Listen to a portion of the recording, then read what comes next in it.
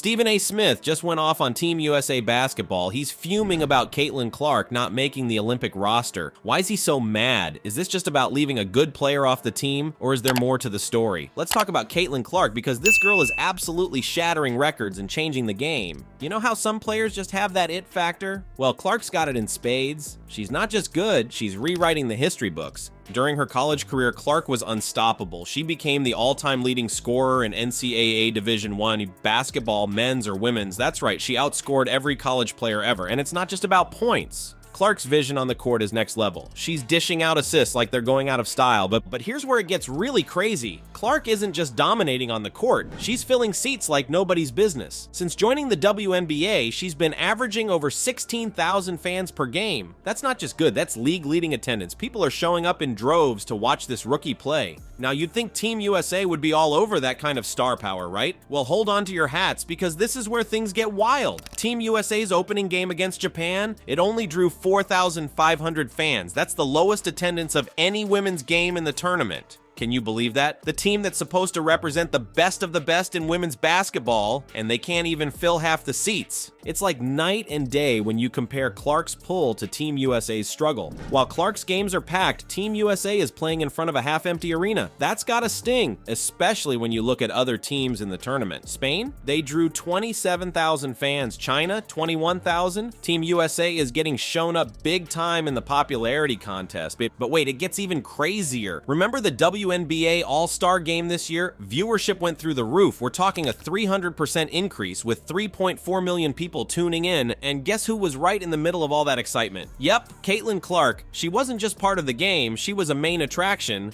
This is why Stephen A. Smith is losing his mind over Team USA's decision. Clark isn't just a great player, she's box office. She's the kind of athlete that makes people want to watch women's basketball, even if they've never been interested before. She's got that special something that turns casual viewers into die-hard fans. And here's the kicker. Team USA passed on all of that. They left all that star power, all that ability to draw crowds and boost ratings sitting on the bench. It's like they had a golden ticket to make women's basketball the hottest thing at the Olympics, and they just didn't use it. This is bigger than just one player or one tournament. This is about the future of women's basketball on the global stage. Clark has shown she can elevate the entire sport, bringing in new fans and reigniting the passion of existing ones. And in a world where attention is currency, that's priceless. All right, let's talk about Stephen A. Smith's slam dunk argument. You know he's not one to mince words, and he definitely didn't hold back this time. He called Team USA's decision to leave Caitlin Clark off the Olympic roster stupid and idiotic. Can you believe it? This isn't just some hot take. Stephen A. is making some serious points here. So why is he so fired up? It's simple. Star power. Clark isn't just a great player, she's a phenomenon. She's the kind of athlete that gets people excited about women's basketball even if they've never watched a game before, and Stephen A. thinks Team USA just threw all that potential away. Think about it. Clark's games are selling out left and right. She's bringing in fans by the thousands, and Team USA, they're struggling to fill seats. It's like they had a golden ticket to boost interest in women's basketball at the Olympics, and they just didn't use it. But here's where things get interesting. Not everyone agrees with Stephen A. Some critics are saying, hold up, isn't Team USA supposed to be about winning? Shouldn't they pick the best players, not the most popular ones? It's a fair point, right? The Olympics are about competition, about bringing home the gold, and Team USA has a reputation to uphold. They've won gold in women's basketball at every Olympics since 1996. That's 7 straight gold medals, so you can see why some people think they should stick to what's been working. But Stephen A. isn't buying it. He's not saying Clark should be on the team just because she's popular. He believes she's got the skills to back it up, and he thinks leaving her off the team is a missed opportunity on multiple levels. And here's where Stephen A. drops the mic. He says, marketing matters in everything. And you know what? He's got a point. The Olympics aren't just about the games anymore. They're about creating moments, building excitement, and growing the sport. Stephen A. believes Clark's presence would have been electric.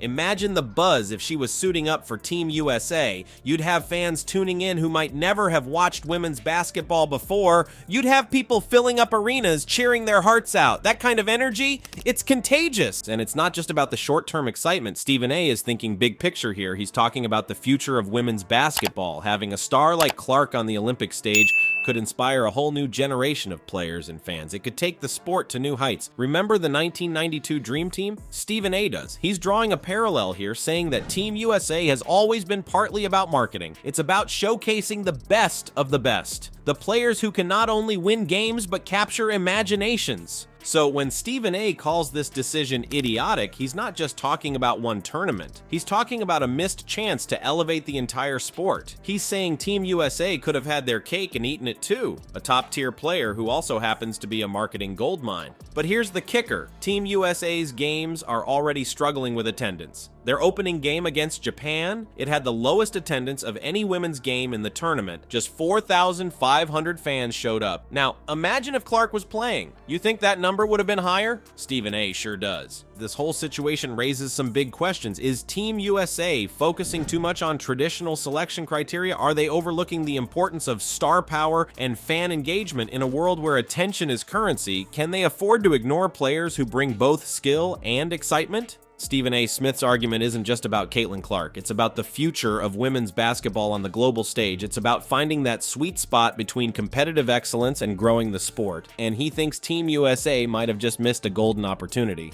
All right, let's zoom out for a second and look at the bigger picture. This Caitlin Clark situation, it's not just about one player or one tournament. It's about the future of women's basketball on the world stage. Think about it. The Olympics aren't just a competition anymore. They're a showcase, a chance to put the best of the best on display for the whole world to see. And when it comes to women's basketball, that's huge. This is a sport that's still growing, still fighting for more recognition and fan support. Every Olympic Games is a chance to win over new fans, to get people excited about the sport. So when Team USA decides to leave off a player like Caitlin Clark, it's not just about the games they're going to play in Paris. It's about all the games that come after. It's about all the young girls watching at home, dreaming of being the next big star. It's about building a fan base that will support women's basketball for years to come. Now, some people might say, who cares about star power? The Olympics are about winning. And yeah, that's true. Team USA has a legacy to protect. They've won gold in women's basketball at every Olympics since 1996. That's 7 straight gold medals. It's an incredible run. But here's the thing. What if they could have both? What if they could have a team that wins gold and gets people excited about women's basketball? That's what Stephen A. Smith is arguing. He's saying Team USA missed a chance to have their cake and eat it too. Imagine this, Caitlin Clark steps onto the court in Paris, the crowd goes wild. People who've never watched a women's basketball game in their lives tune in just to see what all the fuss is about. And then they stay because they're watching some of the best basketball they've ever seen. That's the kind of moment that can change a sport forever. It's like when the Dream Team played in 1992. Sure, they were there to win gold, but they were also there to show the world just how incredible basketball could be. They inspired a whole generation of players around the globe. Could Caitlin Clark have been that kind of inspiration for women's basketball? We'll never know, but it's a question worth asking. And here's where things get really interesting. Team USA is already struggling with attendance. Their opening game against Japan only drew 4,500 fans. That's the lowest attendance of any women's game in the tournament. Meanwhile, Spain drew 27,000 fans. China, 21,000. So what happens next? How does this decision affect Team USA's popularity going forward? Will fans be less excited to watch them play? Will young players be less inspired to dream of making the team one day? These are big questions and they don't have easy answers, but they're questions we need to be asking because women's basketball is at a crucial point right now. It's growing, it's gaining momentum, but it needs every boost it can get, and that's where the real challenge lies. How do you balance the need to win medals with the need to grow the sport? How do you build a team that's not just the best on the court, but the best at inspiring fans and future players? It's a delicate balance, and it's one that Team USA is going to have to figure out, because the truth is, in today's world, it's not enough to just be the best. You have to be the best and the most exciting. You have to win games and win hearts.